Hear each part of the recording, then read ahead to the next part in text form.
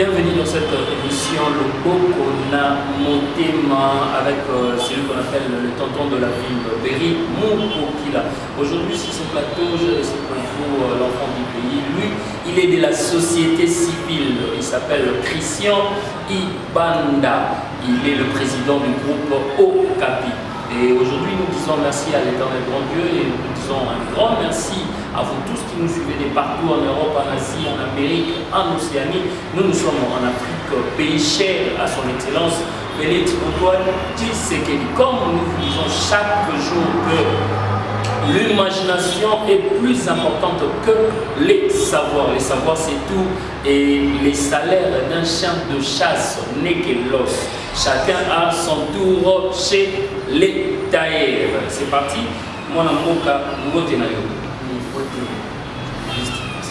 on s'est présenté dans la caméra na biso ba baze kola dayo ozali nani oyo osala nini na plateau na biso. Comme vous venez de me présenter, moi c'est Christian Ibanda. Je suis de la société civile, président du groupe Okapi Investissement. Je suis venu ici d'abord pour parler de l'actualité parce qu'il y a nous avons un Les gens là, tout ça bilingue. Ok. Et mingi de l'actualité où les gens ont beaucoup de choses, nous avons vraiment lié dans la chose. Nene Wazalaki, ministre de la mission et du transport, au final, il y a vraiment une normalité. Et surtout, je viens aussi de la MINDI, la fondation là-bas, groupe Okapi Investissement, que je dirige. Très bien, vous qui êtes allé pour le Béla, vous avez un temps au MINDI, mais ils sont allés pour le Béla, les lots, tous les unions sacrées, la politique, mais ils appellent là-bas. Par regroupement, ils allaient pour Botama, action pour la rupture et le développement et alliés. Ils allaient dirigés par Jacques, mon amour Jacques qui a Boula, et puis ils allaient présidium Nango John Mbayantita, Aigle Blanc, et puis Nabaton Soussou. Alors, comme mon amour, ils ont Abdev A. Donc, il a ici action pour la rupture et le développement et alliés. Donc, ils ont un regroupement politique pour les salami. Vous allez pour aligner déjà un candidat pour aller prêt dans l'élection. Alors, Bino Batuna nous déposer ça dans la lomba pour élection et Zali Namoka le 20 décembre 2023. Alors, on a Moka, il y a une situation qui s'en il y a Chéribin pour qu'il y ait lobby. Oui, il y a un essai qui est vraiment passé. Parce que c'est une mort de trop. Toujours une famille qui n'a est déjà, il n'y a aucune solution jusqu'ici. L'événement aux autres niveau, il y a Mongolo et tout consort, il y a des enlèvements et tout. Et cette fois-ci, ceux qui ont autorité monnaie la sortie à l'Iwa Bongo, ce n'est pas bien. C'est pourquoi je dis ça, parce que nous sommes partis dans la population d'âme. Ceux qui ont autorité pour nous, parce qu'il y a un ministre honoraire, un ministre par beaucoup de la condition mort, Dieu comme et combien plus fortes ces raisons qui sont. C'est pourquoi c'était vraiment la peur locale. Réaction comme vous avez la société civile, il y a vraiment la loi, il y a des bons parce que tout le monde a une réaction biologique, il y a tout le monde a une réaction politique, il y a Martin Fayoulou, même combat, tout le monde il y a leader Moïse Katumbi, tout le monde il y a Delis Sanga, tout le monde voit même Papa Nabiso, il y a l'Assemblée nationale Mosso Onkolia, tout le monde même nos réactions, il y a FCC, alors il y a la société civile. Il y a l'insécurité, mais on a en général, on va renforcer la sécurité, le commissaire il y a Kinshasa, et puis il y a partout, dans la province, surtout dans 26 provinces, dans Chouaba, dans Lomami, dans Choyabuta, partout, en sécurité, parce que tout ça, 6 mois d'élection, et puis tu relevé la paix, ministre provincial, il y a intérieur, Gracien Sakala, parce qu'il y a déjà pour ça, que machette et la opération, et puis il va mettre Ninja Sikatenda, parce que vous allez pour tout. moi il faut zéro kuluna. Bravo aussi na fait même na biso azali ministre ya intérieur national Peter Kazadi na musala munene wazali kusala na conflit yaka et puis lelo tomoni ozali ya bamondo mais lelo tomoni akangi ba kidnapping ya puis akangi ba to ba bengi ya ba levement le yo ko ba réaction na ndenge nini ki otala basi kitoko na mibali yo bazali delenge ole ba kende koluka mais bazali ko kidnapper bazali ko cha terreur en mboka. Bon, d'abord toutes ces déclarations concernant les lois à Chériban, je les salue d'abord parce que les accords de la position les a même la majorité présente, la présidence a fait une déclaration dans toute la monde. Et puis il y a le gouvernement a fait la déclaration, c'est une bonne chose d'être unis à ce qui concerne les lois et comme les bisous. Alors notre réaction, nous de la société civile, c'est juste une interpellation. Pour interpeller l'autorité, vraiment pour renforcer la sécurité dans le bisou. Pour renforcer la sécurité dans le bisou parce que c'est déjà des trop, c'est une mort de trop. Donc, c'est juste pour renforcer la sécurité parce que tout le monde dans la ville. Mort de trop, et il y en a qui pour le bas des trop. Bon, des trop parce qu'à l'est de la République, il y a des morts. On a alors, nous assistons à l'enlèvement. Nous assistons à l'enlèvement presque chaque jour. Les familles sont endeuillées. C'est pourquoi nous avons interpellé vraiment le ministre de l'Intérieur à un peu pour renforcer la sécurité pour Théoua. Parce que tout ça pour approcher non seulement la élection, mais il y a la francophonie qui arrive et tout comme ça. Donc nous allons accueillir d'autres pays. Donc j'ai de la francophonie, j'en profite de l'occasion pour que nous soyons des partenaires en Europe, en Asie, en Amérique, en Asie. Nous sommes en Afrique. Du 28 juillet au 6 août, j'ai la francophonie et vous allez à na Congo. Et qui avait dit que francophonie, vous allez mater, vous allez la sécurité, vous allez jeter, vous allez tout le monde n'a jamais vu. Donc grâce à son excellence Félix Antoine Tshisekedi, na gouvernement na Mobimba, nous allons pour mon makanisi à Mouina, Mamonisi à Boubé. Donc ils allaient déjà elonga, mais vous allez peut interpeller banque centrale, gouverneur et la banque centrale, parce que tout y a dollars, ils allaient procéder comme attaquer. Donc dépréciation de la monnaie à tout moment. Et puis vous allez tout à l'autre l'argentier de la République, Nicolas Kazadi, le ministre Nicolas Kazadi de l'économie. Mais qu'en est-il de l'économie du pays? Parce que toujours battu, toujours qu'il puis panier de la ménagère des alliés au ballon des alliés bousculés et puis pouvoir d'achat et accumulé les alliés sous natinate. Alors tous allez pour parce que peuple a la poste social. Vous rappelez-vous, le peuple d'abord disait Étienne Tshisekedi Wamulumba. Allez, nous tous ceux qui savent dans la question au Italie, au Yébiso, tout le monde l'a dit pour le premier groupe Kapi, les alliés, les zéloni. D'abord, merci de m'avoir accueilli dans l'émission où les émissions vont mener. Très bien. Nous sommes qui est banni. C'est une confiance sur l'émission du grand journaliste et tout ça. Tu vas des milliers de personnes. Merci d'abord pour la présentation. Et Groupe Okapi, c'est une structure qui s'engage en faveur du développement et la diversification.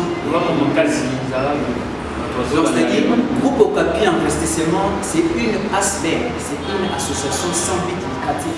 Nous sommes apolitiques. Nous sommes là, on engage en faveur du développement durable de notre pays. Très bien. Groupe Okapi Investissement, tout ça n'a pas axe pour atteindre l'objectif. Le premier axe, c'est consacré à l'agriculture. Très bien. Nous avons plus sur l'agriculture, sur l'économie. Et puis, deuxième axe, c'est à côté de la formation. Formation, des conférences, des ateliers. D'ailleurs, je profite pour cette occasion à annoncer. Nous avons une grande conférence sur l'investissement agricole qui aura lieu dans le Conseil national de la jeunesse. Et puis, nous avons le côté social, côté des œuvres sociales. C'est-à-dire porter rapport, soutenir partout et tout comme ça. Pour Okapi, vraiment, on a trois actions dans le pays. Côté agriculture, alimentation, côté social, côté œuvres sociaux, et puis côté formation, les informations, et puis des conférences, sans que ça nos objectifs, si je peux résumer. Très bien, là, aussi Nathan Atibou Mote, le premier citoyen, le premier jeune, voulais-je dire, le président du Conseil de la jeunesse nationale de la jeunesse. Donc, Conseil national de la jeunesse, ils ont dirigé Nathan Atibou, Azali, président 1 à l'intérim, intérimaire, donc voulais-je dire. Alors, tout le monde peut bon parti il y a Simon Ikamba, Azali, président national, il y a URCO, Union de la République des Congolais. Donc, parti, on a aligné 75 candidats dans toute la République. Oh, bah, c'est les candidats, on a qui est à base de air propagande de Kobanda pour Baya. Voter pour gagner l'élection et puis à la majorité dans l'Assemblée, provinciale, nationale, na Sénat, voire même na tête ya Mboka. Donc on a place où la décision est prise. Il y a 3 fois boss Simon Ikamba et tout le monde PCGA na ye bengi papa na biso Joseph Kabangu Mulungu. Joseph Kabangu Mulungu. Alors on a reçu qui ça déjà émission na biso ya lelo nini yo la biso mon de la fin parce que tout le rosoyo tout le les ODD. Les ODD ce sont les objectifs de développement durable. Oyo sommet na mo sala na New York. Il y a moto bengi bongo ministre ya plan na biso Modeste Mutinga si je me trompe pas et puis tous appelle le ministre ya affaires sociales plutôt voulais-je dire et puis ministre ya plan moto bengi bongo madame Judith Souminwa Tuluka. Donc, ODD, les objectifs durables de développement. Tout le monde peut conseiller Cédric Ngindou Bidoya, pas Maman F. Bazaïba, ou Bazali, ministre de l'environnement. Donc, nous en avons ça, les conseillers politiques, tout sur les ODD, les objectifs durables de développement. Par exemple, la RDC a 80 millions de terres arables, mais oh, l'élo agriculture, et tout ça, la décollage. Oh, l'élo, le pays, Koubis. Pauvreté, les alliés pour la pays extrêmement potentiellement riche. Papa n'a vendredi le 14 juillet 2023, tout ça l'émission Nayo, pour Yambayo dans les 16 ans, par la négociation, pour la soukaté, au vraiment pour les capons, pour le Mambo Italie, groupe Okapi, et ça, c'est ce qu'on va y pour la Nayo, mot de la fin Nayo, vous allez, ils sont posés dans la mode au écopé ça. Mais d'abord, merci d'abord pour l'invitation encore. Très bien. Nous serons là pour répondre, pour parler du développement et surtout. Moi je suis jeune, vous avez interpellé là-bas.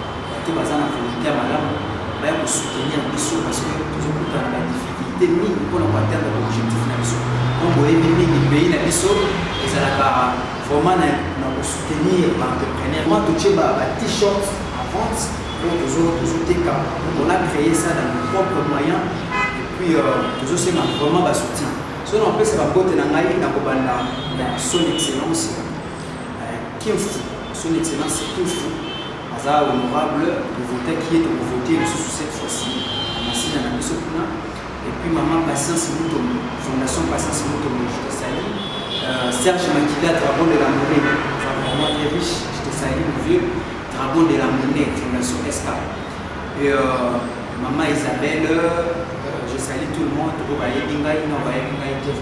merci ça n'est fini pour aujourd'hui mais tout ce qui sera demandé de Salabino que biso awa watozali koyamba moto nyonso bapropos ya moto alobaka eutaka kaka pa ya moto ye moko parce que selon cahier de charge na biso awa tozala kaka mpona koinforme bino koforme bino na kodivertir. Voilà pourquoi j'ai dit un grand merci à celui qu'on appelle la dame du fer, la dame du pouvoir, madame Carole Agito Amela Abanga Pakoua. Donc d'ici là, vous allez comment agir pour le Congo, vous allez voir le parti politique que vous allez diriger par madame Carole Agito, sortie officielle. Roger Kwate, le Big Master, elle Kinshasa, la section Zalika Bofouama, Namoni Bongo, Jonathan Asia Agito, Namoni Derrick Bamani. Nissa, Namoni Peli Soussou, Moto Tuzali Kobenga, Serge Makila, les dragons de la monnaie. Serge Makila, le dragon de la monnaie. Vous allez la pousser au fou la monnaie à mot. Vous, le fou la rakuna. Donc, tout ça la pousser à Nayo, Mikologoya. Et puis, de beau sanité. En daté d'aujourd'hui, nous avons maintenant un sponsor officiel au nom de M. Emmanuel Chimpaka Ilunga. Sponsor officiel, il y a émission Loboko Namotema. Emmanuel Chimpaka Ilunga, la carte qui gagne de la Tchangou. Emmanuel Chimpaka la carte qui gagne. Tobosani pété pour qu'il y bon na Équateur, Somi Équateur, tozali kobenga Boss Bosenge Bokala. Bana mwamba nyonso bazali ya kosepela ya bazali kotanga Boss Bosenge Bokala. Et puis tobosanité derrière la caméra papa na biso Jonathan Luzitu à Faute Télévision Aventure de la foi. Nous sommes toujours en partenariat. Vous êtes comme on a son kitoko, vous êtes comme on a image kitoko, parce que honorable peut sanité honorable au EBA nous allons na chango comme on a eu Nakaye Francis Chibalabala Mukunai Kofi ya chango ngana Nakaye la force de la génération et l'énergie de la jeunesse congolaise. Tout le monde Moulamba Chibalabala, les conseillers, j'allais oublier les conseillers. Oui, monsieur le conseiller, Guigui Moulenda, monsieur le conseiller, Guigui Moulenda, tout beau sanité maître Chico, Kouama, il y a commis administrateur, il y a marché, il y a liberté, et puis Fiston Paka, Azana King Awawa, vous allez poser là, tout beau sanité, dans le beau qu'on a Mobali, les beaux-frères de la République, comme on a eu David Mangaya, dans le beau qu'on a eu Moisi, Fanny Tshisekedi, na Katikati Nabango, son excellence. Félix Antoine Tshisekedi, DNK, Fondation de Nini Akero, si ça. Je vais plus insister dans la conférence de l'ISO pour le Conseil national de la jeunesse. Vraiment, président Naël Atibou, oui, vraiment, nous avons une conférence de presse à la date, d'ailleurs, pour le cas, plus en détail. Et puis, on a aussi Serge Moun, honorable, toujours c'est Serge Moun, honorable, Yamassine, c'est un grand frère Nakaye. Et on a aussi Chibalabala, honorable Francis Chibalabala, la seule président de l'APK. Et puis Arma Ifukento, c'est de nos côtés, avec président Arma Ifukento, c'est de nos côtés. Très bien, ça n'est fini pour aujourd'hui d'être le baraka que l'amour anime nos esprits, que la haine quitte nos cœurs et que le patriotisme incarne notre devenir. Restons positifs, restons positifs, restons positifs. Donc, ce que j'espère, ça vous a été de Koutani Mikoloboya, n'a pas invité nous pour le numéro Peace and Love. Merci beaucoup à tout le monde qui nous ont suivis. Pour s'abonner massivement à Congo Sarepta TV et puis à Afo Télévision. Aventure de la foi TV na Congo Sarepta TV. Tout sur le lac n'a pas d'abonnement. Merci beaucoup. À la prochaine occasion.